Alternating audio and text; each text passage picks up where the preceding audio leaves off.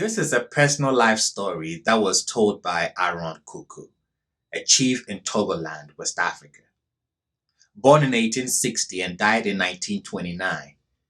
In his biography, he talked about his childhood, which involved his experience in the Great Ashante War from 1869 to 1870, and his relationship with his parents, among other things.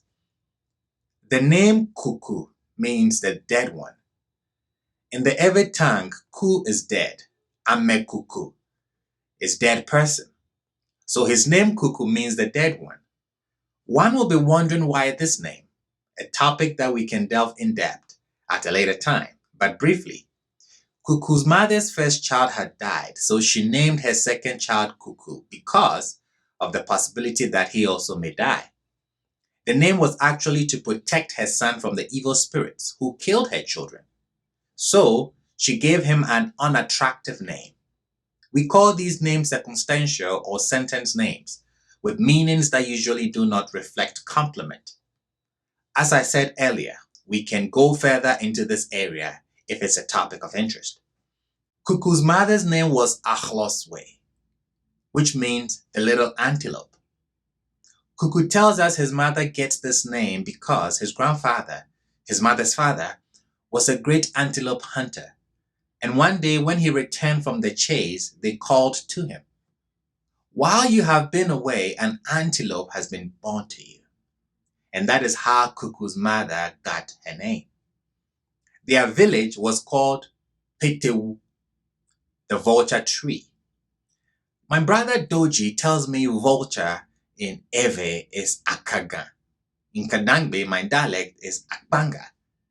I know Pete is Akan for vulture. I couldn't tell why the name Petewu was chosen and not Akaga. Either way, Kuku tells us that the village was so called because the vultures roosted on a great cottonwood tree nearby. His family was much respected and chiefs were chosen from it. Kuku actually became an Ewe chief in Togoland. Kuku said he must have been born about 1860. He gets this date from how old he was when the Great Ashante War broke. He was about 8 or 9 years old at that time. We know the Asante and its allies launched their first attack against the Ewe and Guan-speaking communities in May of 1869. So if Kuku was 8 or 9 years of age then, the 1860 date that he gives as his birth date may be accurate. Verifying these dates and time periods, however, can be challenging. There are no local Ashante records, oral or written, that record the names, age, and origins of the individuals captured in war. And while both the Ewe and Ashante had their own ways of calculating time, these systems cannot always be translated into Western methods of determining years and months. Still, it is possible to date some of the events Kuku mentions in his life history. We know his capture certainly occurred in early 1870, the period when European documentary sources indicate that Ashante attacked Petewu.